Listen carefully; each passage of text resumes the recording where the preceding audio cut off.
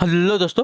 Good afternoon. नमस्कार। आप सभी का एक बार फिर से बहुत बहुत स्वागत है आप सभी का अपने यूट्यूब चैनल परीक्षा की शिक्षा में। आशा करते हो आप सभी अच्छे होंगे। आपकी जो तैयारी है वो भी जो है बढ़िया तरीके से चल रही है। तो जो बच्चे क्लास में फर्स्ट टाइम है, पहली बार है, नए हैं, और सभी को बता दी कि हमारे चैनल पर जो आपकी UP triple C PT exam 2023 की जो आपकी तैयारी है रेगुलर बेसिस पे और जो है कंप्लीट करवाई जा रही है। ठीक है, जिसे भी तैयारी कंप्लीट करना चाहते हो देखिए वो जो है चैनल को सब्सक्राइब करके हमारे साथ जुड़ जाइए। बगल में जो आपका बेल आइकन देगा उसको ऑन कर लीजिएगा। ठीक है, क्लास का समय देख लीजिए। क्लास का समय सभी को पता होगा, सुबह 10 बजे जो आपको डेली बेसिस पे हमारे यहाँ पर जीके जीएस की क्लास, रीजनिंग और मैथ्स की क्लास जो है दोपहर को 3 बजे, और जो हिंदी और जनरल नॉलेज की क्लासेस आती है शाम को 7 बजे हमारे चैनल पर देखने को मिलती है। तो यही हमारे चैनल का जो है जो है क्या बोलते हैं, हमारे क्लास का शेड्यूल है। इसी टाइम पे आपको देखिए क्लासेस से जुड़ना है, अपनी तैयारी को जो है कंप्लीट करना है, पूरा करना है। ठीक है, बाकी अगर आप सभी को पीडीएफ चाहिए तो पीडीएफ के लिए हमारे टेलीग्राम का चैनल है परीक्षा के शिक्षा नाम का, डिस्क्रिप्शन में आप सभी को इसका जो है लिंक मिल जाएगा। फटाफट ये हमारे टेलीग्राम चैनल से जोड़िए, अपना जो पीडीएफ है उसको डाउनलोड कीजिए, अपनी तैयारी को जो है कंप्लीट कीजिए, पूरी कीजिए। ठीक है, उसी के नीचे देखिए हमारे इंस्टाग्राम का पेज का लिंक दिया होगा, परीक्षा के शिक्षा का हमारे इंस्टाग्राम का पेज है। तो आपको कुछ भी पूछना है हमसे,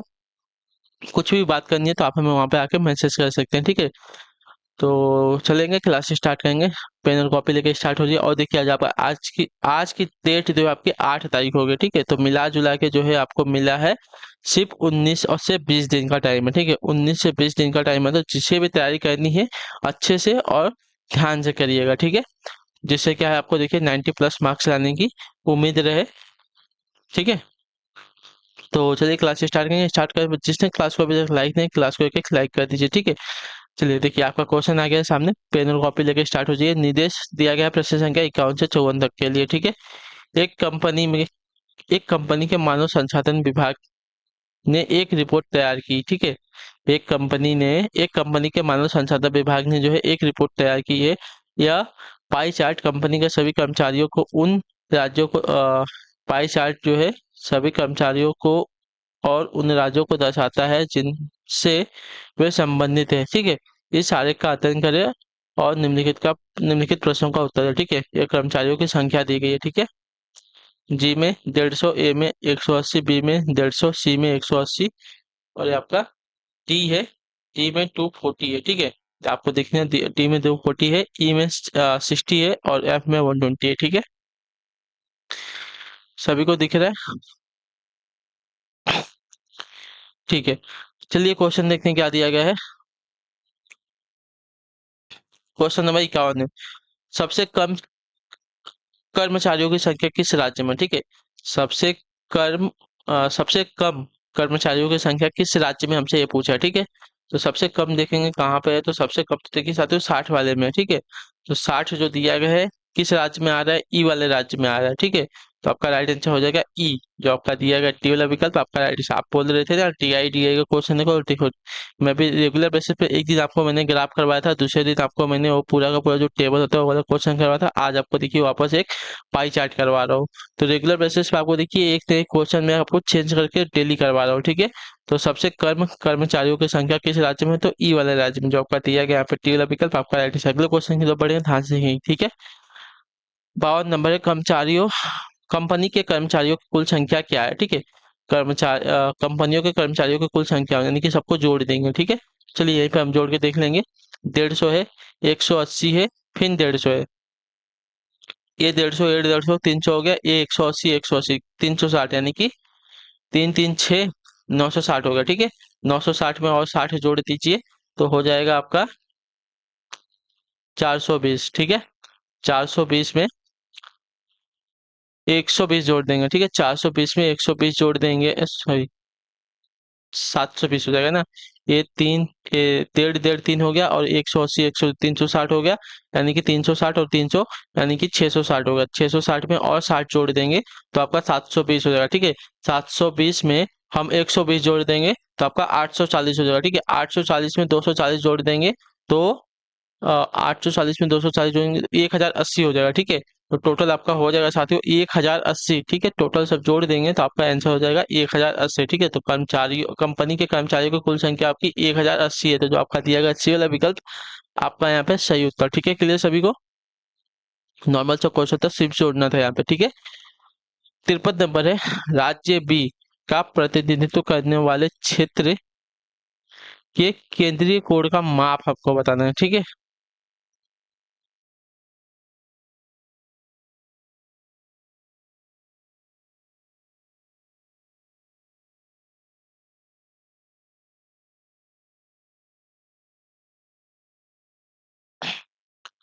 ठीक है चलिए। किसका बोला है? बी का बोला है ना? किसका बोला है?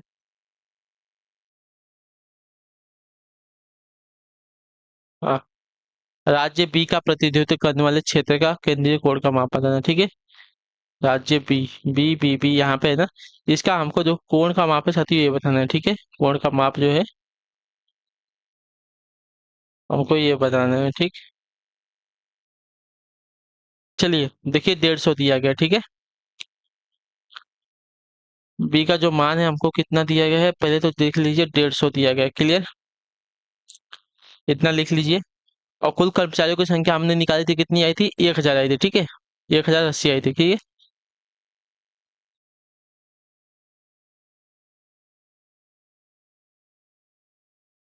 1080 आई थी। ठीक। क्लियर है। इस 1080 किसके बराबर है साथियों? तो 1080 बराबर कितना हो जाएगा टोटल? अगर देखेंगे ये जो राउंड बनाएगा ये टोटल जो कोड बनेगा कितने का बनेगा? 360 का बनेगा। ठीक है। तो 180 जो है किसके बराबर हो जाएगा? कुल कर्मचारियों की संख्या कितने हैं? तो 180 है। 180 किसके बराबर? 360 के बराबर हो जाएगा। ठीक है। तो अब एक, तो एक किसके बराबर होगा हमको ये निकालना है। ठीक है। अब एक हमको पता चल जाएगा किसके बराबर है। तो हमको पता चल जाएगा कि 150 का कितना हो जाएगा। ठीक है। तो हम एक अगर देखेंगे, अगर 1080 जो है 360 के बराबर है। ठीक है। 1080 जो है 360 के बराबर है। तो एक किसके बराबर हो जाएगा? ठीक है। तो एक जो है एक निकालने के लिए क्या करेंगे? 360 बटे में 180 कर देंगे। ठीक। क्लियर है? क्लियर है? सभी को समझा? अगर कुल कर्मचारियों की संख्या 180 है और 180 जो है 360 के बराबर है, तो हमको अगर एक पता चल जाएगा कि एक किसके बराबर है, तो हमको पता चल जाएगा कि 150 किसके बराबर हो जाएगा। ठीक है। तो अगर एक निकालना है तो 360 बटे में 180 कर देंगे। ठीक है। अब देखिए 150 का निकालेंगे तो क्या कर देंगे? 150 का अगर निकालना होगा तो देखिए 360 बटे में 180 गुणे 100 कर देंगे। सॉरी, गुणे 150 कर देंगे ना। गुणे 150 करेंगे। ठीक है। गुणे 150 करेंगे क्योंकि 150 है ना। 150 है इसका बी का मान कितना है? 150 है। क्लियर है?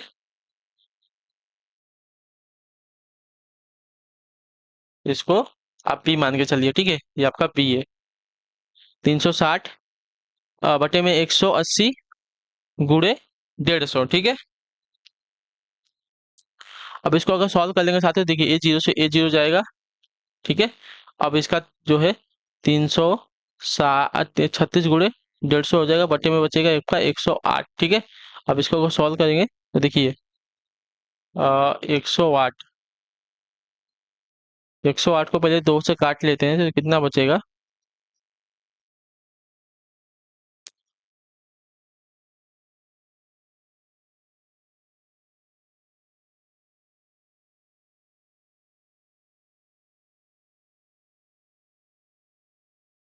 ठीक है।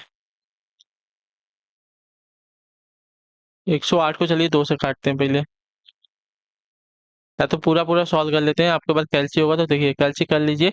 36 गुणे 150 कर लीजिए, आपका 5400 हो जाएगा। ठीक है। 5400 हो जाएगा। 5400 बटे में 108, तो 5400 को 108 से भाग दे देंगे तो आपका आंसर आ जाएगा साथियों 50। ठीक है। तो आपका जो 50 है आंसर आ जाएगा। ठीक है। तो आपका आंसर हो जाएगा 50, जो आपका डी वाला पिकअप देगा आपका आंसर हो जाएगा। ठीक है। देखिए हमसे क्या पूछा गया था? जो बी है, बी का कोण का माप कितना है? ठीक है। बी के कोण का माप कितना है हमसे ये पूछा था। ठीक है। तो बी की जो संख्या है 150 है, और जो टोटल कुल कर्मचारियों की संख्या कितनी थी? 180 थी। तो ये जो कुल अगर इसका निकालेंगे कोण तो कितना होगा? 360। ठीक है। तो पता है कि अगर एक का हम निकाल लेंगे, एक का निकाल लेंगे तो 360 का हमको पता चल जाएगा कितना, मतलब एक का निकाल लेंगे तो 150 का पता चल जाएगा कितने कोड है। अगर 1080 का कोड 360 बन रहा है तो एक का कोड कितना बनेगा वो हमको अगर पता चल जाएगा तो हमको पता चल जाएगा 150 का कितना होगा। ठीक है। तो बी का 360 गुणे जो आपका इधर है वो इधर आके गुणे 150 हो जाएगा। ठीक है। ये आपका बी हो जाएगा। ठीक है। ये आपका बी का मान हो जाएगा 150। क्लियर है? अब इसको सॉल्व कर लेंगे तो आपका आंसर आ जाएगा साथियों 50। ठीक है। तो जो बी का कोड है यानी कि जो 150 कर्मचारी है उनका जो कोड बनेगा 50 का बनेगा। तो जो आपका दिया गया डी वाला ऑप्शन आपका यहाँ पे राइट आंसर। अगले क्वेश्चन बढ़ेंगे आपका 54 नंबर। ठीक है। ध्यान से इसका भी आंसर देंगे। क्या पूछा गया? यदि इस कंपनी में कर्मचारियों का औसत जो है मासिक वेतन 25,000 है, तो इन कर्मचारियों के सभी कर्मचारियों के भुगतान किए गए वेतन की कुल राशि क्या होगी? ठीक है। कर्मचारियों को जो है मासिक औसत वेतन जो कितना दिया, 25,000 दिया गया। तो इन कर्मचारियों के सभी कर्मचारियों को भुगतान किए गए वेतन की कुल राशि हमको बतानी है। ठीक है, तो देखिए कुल कर्मचारी कितने हैं साथियों, सभी को पता है कुल कर्मचारी कितने हैं, तो आपका 1080 है। ठीक है, और कर्मचारियों को जो है मासिक औसत वेतन, ठीक है, कर्मचारियों का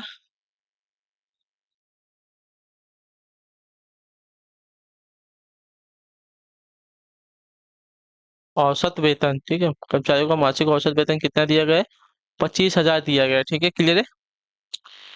तो सभी कर्मचारियों को भुगतान किए गए कुल वेतन हमको बताना है। ठीक है, एक जो ये मासिक वेतन औसत वेतन निकाला है, ठीक है, यानी कि किसी को ज्यादा किसी को कम पकड़ बिकड़ के सबको जो मिला के एक महीने में 25,000 का वेतन मिल रहा है। ठीक है, औसत, ठीक है, औसत वेतन जो आपका देखिए 25,000 मिल रहा है। ठीक है, तो कुल अगर वेतन निकालना है, भुगतान करना है, तो देखिए कुल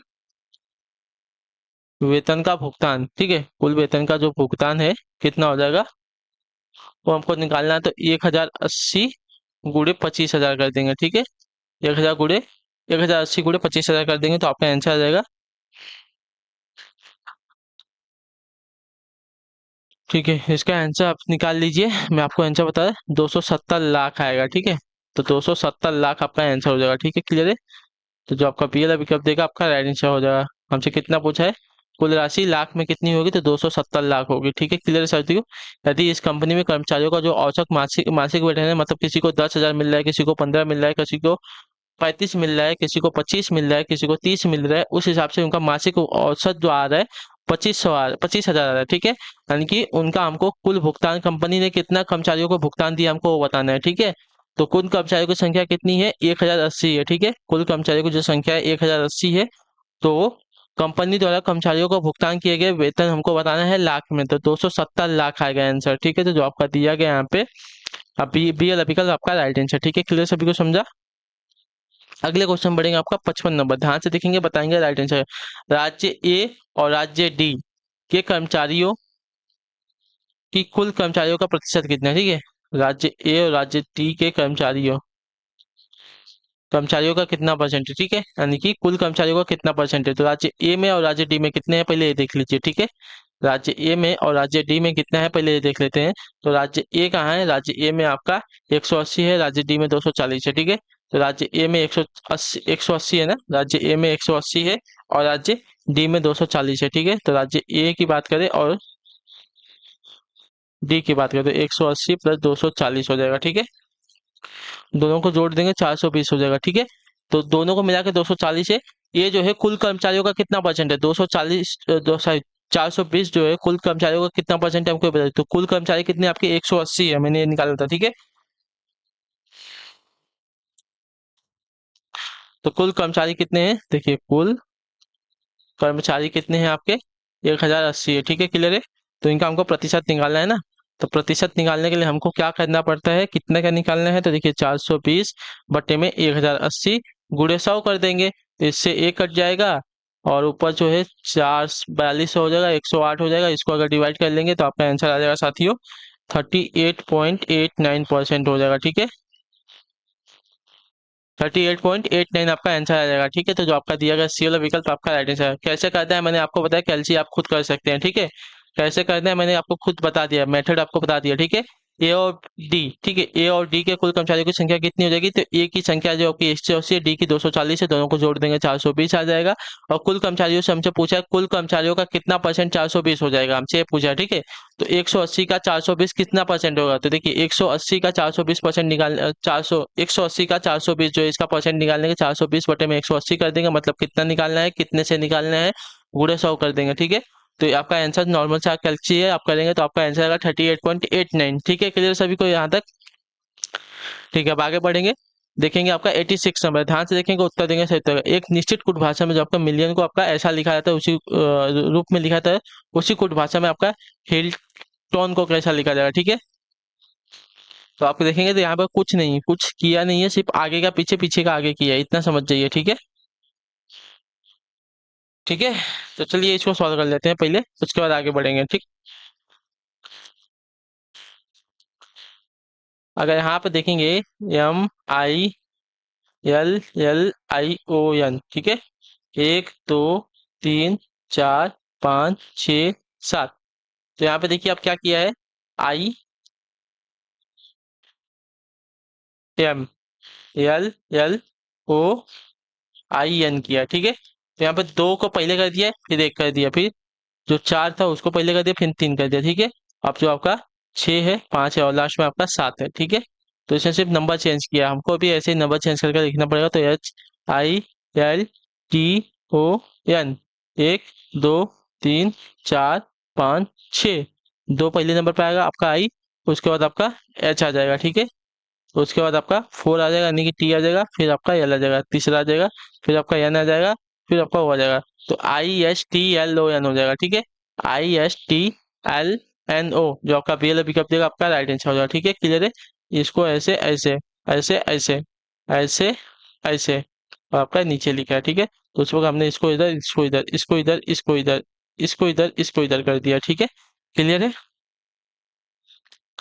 क्लियर है सभी को। तो जो आपका बी एल पिकअप देगा, आपका राइट आंसर हो जाएगा इसके लिए, ठीक है। नेक्स्ट क्वेश्चन देखेंगे आपका 87, ध्यान से देखिएगा, बताइएगा सर। तो विषम शब्द की पहचान कीजिए, ठीक है। विषम शब्द की पहचान, वर्ग है, चतुर्भुज है, समचतुर्भुज है, गोला है, समांतर है, चतुर्भुज है, आयत है, वृत्त है, पंचभुज है, षष्ठकोण है। तो इसमें से हमको विषम की पहचान करनी है, ठीक है। विषम, तो विषम देखिए यहाँ पे जो आपका गोला दिया गया है, गोला में विषम हो जाएगा आपका, क्यों? तो देखिए वर्ग, चतुर्भुज, त्रिभुज, चतुर्भुज, आयत, वृत्त,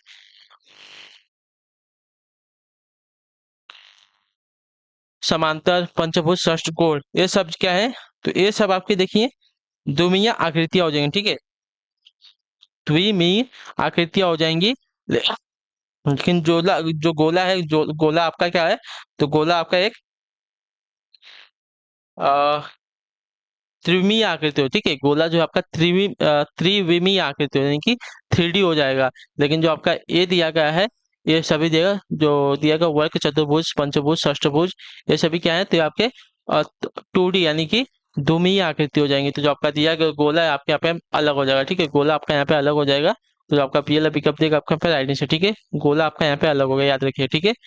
वर्ग, वर्ग, त्रिभुज, चतुर्भुज, समांतर चतुर्भुज, आयत, वृत्त, पंचभुज, षष्ठकोण, ये सभी आपके द्विमीय आकृति यानी कि 2D डायग्राम है। लेकिन जो गोला है आपका 3D डायग्राम होता है, याद रखिएगा, ठीक है। तो जो आपका दिया गया यहाँ पे पीएल विकल्प आपका राइट आंसर हो जाएगा, ठीक। क्लियर, सभी को समझाया वाला। अगले क्वेश्चन बढ़ेगा आपका 88, उत्तर देंगे राइट आंसर का। मदन ने दीवार पर लगे एक चित्र को इशारा करते हुए कहा, वह महिला मेरे पुत्र की माँ है। मेरे पुत्र की माँ, ठीक है, वह महिला मेरे पुत्र की माँ के, मेरे माँ के ससुर के दामाद की पुत्री की माँ थी। मदन का उस चित्र की महिला से क्या संबंध हो जाएगा, ठीक है।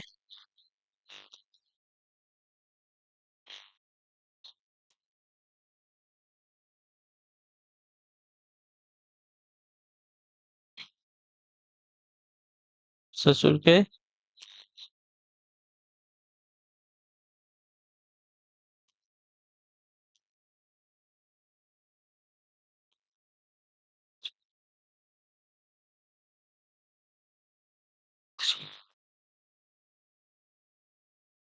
हाँ चलिए, समझ गया, सभी को समझा, ठीक है।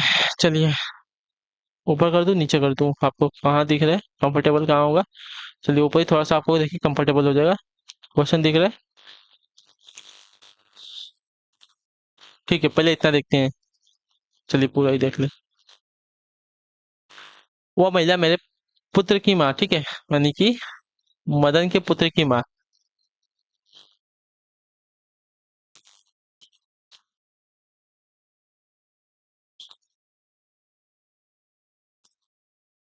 यानी कि मदन की पत्नी हो जाएगी ये, ठीक है। थोड़ा सा दूर दूर बना देते हैं, कोई दिक्कत नहीं है। ये इसकी पत्नी हो जाएगी, ठीक है। ये इसकी वाइफ हो जाएगी, पत्नी हो जाएगी इसकी, ठीक है। वह महिला मेरे पुत्र की माँ के ससुर, ठीक है, माँ के ससुर की बात कर रहा है, यानी कि इसका पिता हो जाएगा ये, ठीक है। इसका पिता हो जाएगा, मदन का पिता हो जाएगा। इस मदन के पुत्र की माँ का ससुर यानी कि मदन का पिता हो जाएगा, ठीक है। ससुर के दामाद की बात कर रहा है, ठीक है। के दामाद, ससुर के दामाद, ठीक है, दामाद की पुत्री, ठीक है, दामाद की पुत्री की माँ, पुत्री की माँ यानी कि दामाद की पत्नी थी। तो मदन का उस जो महिला से क्या संबंध हो जाएगा हमको ये बताना है, ठीक है। तो अब देखिए, पुत्र की माँ का ससुर यानी कि मदन के पुत्र की माँ का ससुर यानी कि मदन का पिता हो जाएगा, मदन के पिता का दामाद की पुत्री की माँ यानी कि दामाद की पत्नी, ठीक है, ससुर के दामाद की पत्नी यानी कि मदन के पिता, मदन के पिता के दामाद, ठीक है, मदन के पिता के दामाद का दामाद की माँ, ठीक, दामाद की पत्नी, सॉरी दामाद की पत्नी है, मदन के पिता के दामाद की पत्नी, ठीक है, मदन के दामाद मदन के पिता के दामाद की पत्नी यानी कि मदन की बहन हो जाएगी ये, ठीक है। तो यहाँ पे बहन वाला संबंध हो जाएगा। तो जो है मदन का उस चित्र वाली महिला से क्या संबंध हो जाएगा, तो वो भाई हो जाएगा मदन का, सॉरी, महिला का जो मदन है वो भाई हो जाएगा, जो आपका यहाँ पे सी वाला पिकअप देगा आपका राइट आंसर, ठीक है, सभी को समझाए वाला। मदन जो है उस महिला का भाई लगेगा, इतने याद रखिएगा, ठीक है।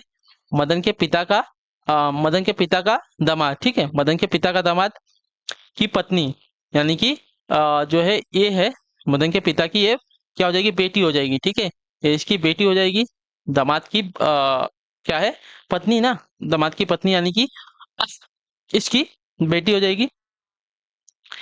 तो मदन इसका बेटा है और इसकी बेटी है, तो यहाँ पे भाई भाई वाला दोनों में संबंध हो जाएगा, ठीक है, भाई बहन वाला। तो जो आपका दिया गया यहाँ पे मदन जो है उस महिला का भाई लगेगा, तो जो आपका सी वाला ऑप्शन दिएगा आपका यहाँ पे राइट आंसर, ठीक है, क्लियर, सभी को समझा। नहीं समझेगा आप एक बार खुद लगा के देखिए, आपको समझ में आ जाएगा, ठीक है, आप जब खुद करेंगे तो आपको अच्छे से समझ में आएगा, ठीक है। मैंने आपको बता दिया, मदन के पुत्र की माँ का ससुर, ठीक है, मदन के पुत्र की माँ का ससुर यानी कि मदन का पिता, ससुर को आप क्या बोला, तो ससुर के दामाद की पुत्री की माँ, ठीक है, ससुर के दामाद की पुत्री का माँ मदन की क्या लगेगी, ठीक है। तो देखिए, तो इसका तो ससुर जो इसके पुत्र की माँ, ससुर यानी कि मदन का पिता हो गया, तो मदन के पिता का दामाद का दामाद की जो है पत्नी है, तो जो पत्नी है दामाद की जगह पत्नी है, तो दामाद जो है इसका जो माँ है, पुत्री की जो माँ है, दामाद के पुत्री की जो माँ है, जो मदन के पिता है इसकी क्या लगेगी, बेटी लगेगी, ठीक है, यानी कि दामाद की जो पत्नी है इसकी बेटी लगेगी। तो मदन और वो महिला का संबंध पूछा, तो यहाँ पे भाई वाला संबंध है। आप जब खुद करेंगे आपको समझ में आ जाएगा, मैंने आपको बता दिया है कैसे करना है, ठीक है। 89 है, ध्यान से उत्तर देंगे इसका सही उत्तर उस विकल्प का चयन करें जो तीसरी संख्या से उसी प्रकार संबंधित है जिस प्रकार दूसरी संख्या पहली संख्या से और छठी संख्या पांचवी संख्या से, ठीक है। तो इसका संबंध इससे है, इसका संबंध इससे है, तो उसी प्रकार आपको इन दोनों का संबंध बताना है, ठीक है।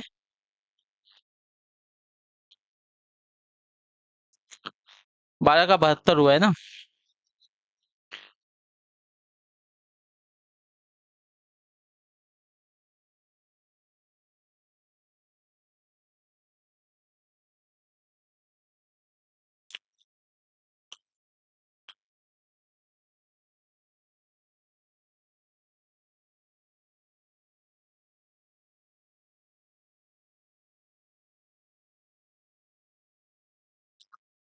ठीक है, चलिए, इसका 12 का 72 हुआ है और 22 का 242 उसी प्रकार 18 का हमको क्या हुआ है ये बताना है, ठीक है। तो पहले तो 12 का 72 कैसे हुआ ये देखते हैं, ठीक है।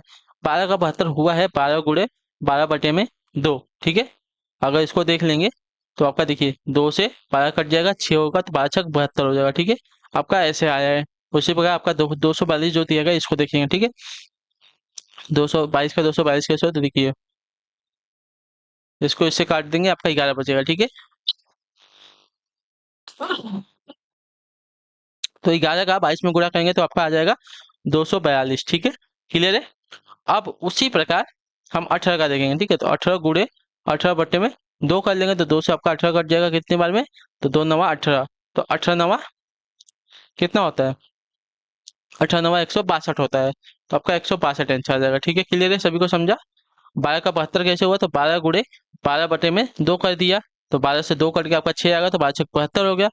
और 22 का 242 कैसे आया, तो 22 गुणे 22 बटे में 2 कर दिया, तो 2 को 22 से काट दिया, आपका 11 आ गया। तो 11 गुणे 22 कर देंगे तो आपका 242 है। उसी प्रकार हम 18 का यहाँ पे निकालना है ना, तो 18 गुणे 18 बटे में 2 कर देंगे, तो 2 को 18 से काट देंगे, 9 बचेगा, तो 18 को 9 से गुणा कर देंगे तो आपका 162 जो है आंसर आ जाएगा। ठीक है, क्लियर सभी को समझा?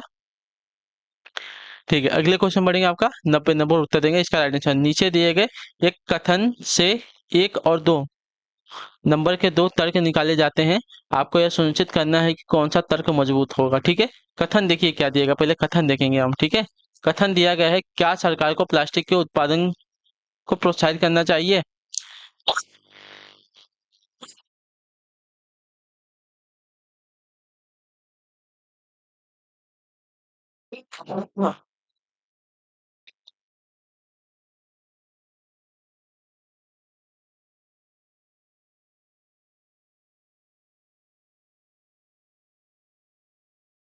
चलिए देखिए क्या दे, क्या सरकार को जो है प्लास्टिक के उत्पादन को प्रोत्साहित करना चाहिए?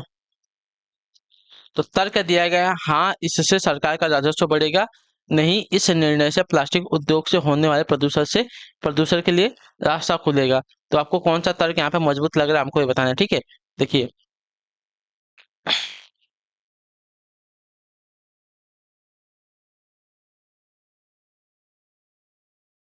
तो देखिए आपका जो यहाँ पे तर्क मजबूत कौन सा लग रहा है, क्या सरकार को प्लास्टिक के उत्पादन को प्रोत्साहित करना चाहिए? तो इसका तर्क देगा हाँ इससे सरकार का राजस्व बढ़ेगा, नहीं इस निर्णय से प्लास्टिक उद्योगों से होने वाले प्रदूषण के लिए रास्ता खुलेगा। तो आपका जो गलत इसमें जो निष्कर्ष तर्क जो दिया गया, मैं जो दूसरा का तर्क है आपका मजबूत रहेगा। क्यों?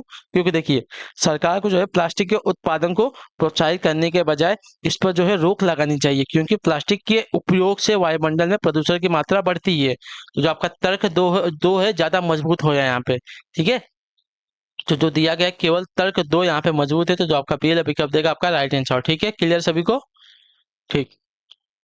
तो इसी के साथ जो आपकी क्लास है आज की यहीं पे कंप्लीट होती है। आई होप कि आपकी जो आपको जो क्लास है अच्छी लगी क्लास को लाइक कर दीजिएगा, चैनल पे पहली बार तो चैनल को जो है सब्सक्राइब कर दीजिएगा, और आप सभी को क्लास कैसी लगी हमें कमेंट करके जरूर बताइएगा। ठीक है, तो हम आपसे मिलते हैं आपकी अगली क्लास में, तब तक के लिए टाटा बाय बाय जय। अ,